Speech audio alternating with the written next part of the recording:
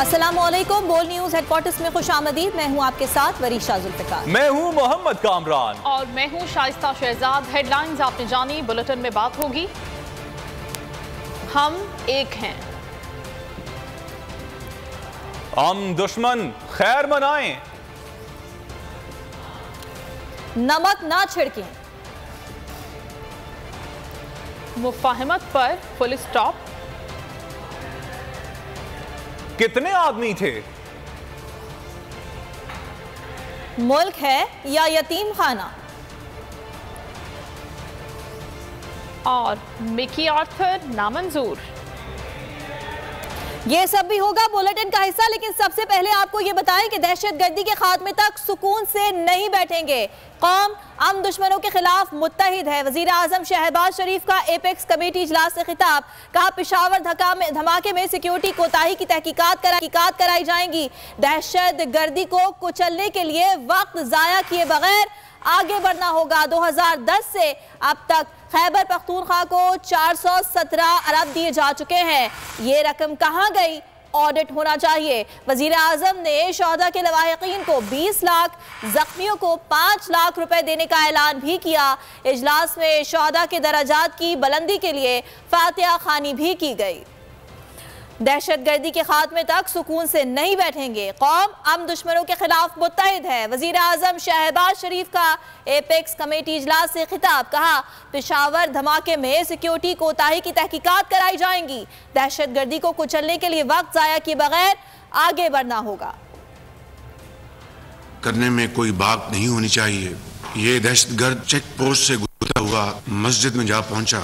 वाकया का होना, वहां पर जो सिक्योरिटी लैप्सेस इंतहाई अफसोसनाक है, उसकी इन्वेस्टिगेशन होनी चाहिए और होगी इंशाअल्लाह। ये वक्त की अहम तरीन जरूरत है कि वफाक और सूबे मिलकर तमाम पार्टीज की पॉलिटिकल लीडरशिप, मजहबी ज़ुलमा, वो पूरी इसकी ओनरशिप लें और अपने इख्तिलाफात, चाहे वो पसे पुश डालकर एक यकजां दो कालिब की तरह हम इकट्ठे हों और इसका मुकाबला करें। हर बार ये ताना मिलता था कि वफाक हमारा साथ नहीं दे रहा और वसाइल की कमी है। तो मैं ये बताना चाहता हूँ कि 417 अरब रुपए जो 2010 का NFC अवार्ड 35-36 अरब बनता है, वो कहाँ गया? उसकी अकाउंटेबिलिटी होनी चाहिए, उसका ऑडिट होना चाहिए। और मंगल के रोज इस्लामाबाद में जो हमारी ऑल पाकिस्तान कॉन्फ्रेंस होगी, उसमें तमाम पार्टीज को मैंने मौजूद किया है। मैंने एक पार्टी के जो लीडर, उनको भी इनवाइट किया है, जो मेरे साथ हाथ मिलाना गवारा नहीं करते। और वजीर आला सिंध सैयद मुराद अली शाह ने लेडी रीडिंग अस्पताल पेशावर में जख्मियों की अयादत की। शोहदा के लवाहिकीन के लिए 10 लाख और जख्मियों के लिए 5 लाख रुपए इमदाद का ऐलान किया। बोल से गुफ्तगू में बोले दहशतगर्दी के खिलाफ मुत्तहिद होना होगा। सबको इकट्ठे होकर अमन दुश्मनों का मुकाबला करना होगा पड़ेगा। और दहशतगर्दी का मुकाबला हमने किया ही तब था। आपको याद है जो आर्मी पब्लिक स्कूल का वाक़या हुआ था, उसके बाद ये एपेक्स कमेटीज़ बनी थी और उसके बाद पूरी कौम इकट्ठा होके और दहशतगर्दों का मुकाबला करके हमने उनको शिकस्त दी थी। उसके बाद कंप्लेसेंट थोड़े हो गए, लेकिन हम सिंध के अंदर कंटिन्यूसली वो एपेक्स कमेटी की मीटिंग्स करें। मेरी पिछले महीने जनवरी में भी आखिरी एपेक्स कमेटी की मीटिंग हुई थी। हम 28 मीटिंग्स कर चुके हैं और इंशाअल्लाह ताला हम सब इकट्ठे होकर दहशतगर्दों का मुकाबला करेंगे और उन्हें शिकस्त देंगे। पुलिस लाइन मस्जिद धमाके के 26 जख्मी अब भी अस्पताल में जेर इलाज हैं। गुज़श्ता 24 घंटों में जख्मियों की तादाद बढ़ गई है। इस खबर के हवाले से भी आगे बुलेटिन में आपको अपडेट करेंगे। अभी आपको हम खबर दें, तहरीक इंसाफ ने एपेक्स कमेटी इजलास में शिरकत से इनकार कर दिया है। शौकत यूसुफजई ने वीडियो बयान में कहा कि इम्पोर्टेड वजीर आजम ने पेशावर में आकर लोगों के जख्मों पर नमकपाशी की है। वो कह रहे थे कि 417 अरब रुपए कहाँ गए, जवाब दो। ये कारोबारी लोग हैं, इनको इस मौके पर भी पैसों की फिक्र है। अदम शिरकत की एक और वजह आज सूबों में फोर्सेस से यकजहती के लिए निकाले जाने वाली रैलियां हैं। बुलाया गया है पेशावर में और तहरीक इंसाफ ने एपेक्स कमेटी में जाने से माजरत की है। उसकी मेन वजह है, 2 वजह बड़ी हैं। एक तो ये कि आज पूरे खैबर पख्तूनख्वा में अपनी फोर्सेस के साथ, पुलिस के साथ इज़हार यकजहती के लिए हमने जो आज ऐलान किया है कि हम पूरे सूबे में एहतजाजी यकजहती करेंगे, उसके लिए रैलियाँ निकालेंगे। दूसरी वजूहत ये है कि आपको याद होगा कि जब इम्पोर्टेड वज़ीर आज़म पेशावर आए, जिस दिन लाशें पड़ी थी, उस दिन उन्होंने आकर यहाँ की आवाम के ऊपर नमकपाशी की, उनके ज़ख्मों पर, कि लाशें पड़ी थी, वो कह रहे थे 417 अरब रुपए कहाँ चले गए, उसका हिसाब दो। तो ये चूँकि कारोबारी लोग हैं, ऐसे मौके पे भी इनको ये याद रहा कि 417 अरब रुपए कहाँ गए। बड़े अफसोस की बात है, क्योंकि वो 417 अरब रुपए इन्होंने किसी ख़ास मकसद के लिए नहीं दिए थे इस सूबे के, वो सूबे का हक है, और जब से इमरान खान की हुकूमत गई है हालात ख़राब होते गए। खबरों में आगे देखिए, जिक्र 43 इस्तीफों का और पाकिस्तान डेंजर लक। और दहशतगर्दी के खात्मे के हवाले से आपको ये खबर दें कि शिमाली वजीरिस्तान के इलाके एशाब में दहशतगर्दों और सिक्योरिटी फोर्सेस के दरमियान फायरिंग का तबादला हुआ, 2 दहशतगर्द मारे गए। ISPR का यह कहना है कि पाक फौज मुल्क से दहशतगर्दी के मुकम्मल खात्मे के लिए पुरआज़म है। बन्नू में पुलिस चौकी पर दहशतगर्दों का हमला नाकाम बना दिया गया। शिमाली वजीरिस्तान में दहशतगर्दों पर लगाई गई कारी ज़रब 2 दहशतगर्दों को कैफर किरदार तक पहुँचा दिया गया। ISPR के मुताबिक शिमाली वजीरिस्तान के इलाके एशाब में दहशतगर्दों और सिक्योरिटी फोर्सेस में फायरिंग का तबादला हुआ। झड़प में 2 दहशतगर्द मारे गए। हलाक दहशतगर्दों से असलहा और गोला बारूद बरामद किया गया। ISPR के मुताबिक ये वाकया पाक फौज के मुल्क में दहशतगर्दी के खिलाफ जीरो टॉलरेंस के अज़्म की तस्दीक करता है। फौज मुल्क से दहशतगर्दी के मुकम्मल खात्मे के लिए पुरआज़्म है। दूसरी जानब बन्नू में पुलिस चौकी पर दहशतगर्दों का हमला नाकाम बना दिया गया। दहशतगर्दों ने रात गए पुलिस चौकी दड़े पुल पर बड़े और छोटे हथियारों से हमला किया। पुलिस एहलकारों की बरवक्त जवाबी कार्रवाई पर दहशतगर्द फरार हो गए। अहम खबर है, IMF के मुतालबात ने महंगाई का तूफान बर्पा कर दिया है। पेट्रोल और डीजल की कीमत में मजीद 30 रुपए तक इजाफे का खदशा जाहिर किया जा रहा है। IMF का पेट्रोलियम पर लेवी बढ़ाने और GST के निफास पर जोर दिया गया है। हुकूमत ने आलमी मालियाती इदारे के मुतालबे पर गौर शुरू कर दिया है। ज़राए के मुताबिक पेट्रोल पर लेवी टैक्स को बढ़ाकर 70 से 80 रुपए तक किया जा सकता है।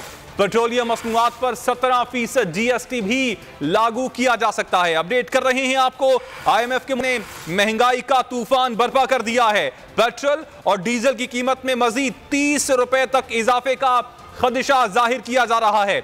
IMF का पेट्रोलियम पर लेवी बढ़ाने और GST के निफास पर जोर दिया जा रहा है। ज़राए का बताना है कि हुकूमत ने आलमी मालियाती इदारे के मुतालबे पर गौर शुरू कर दिया है।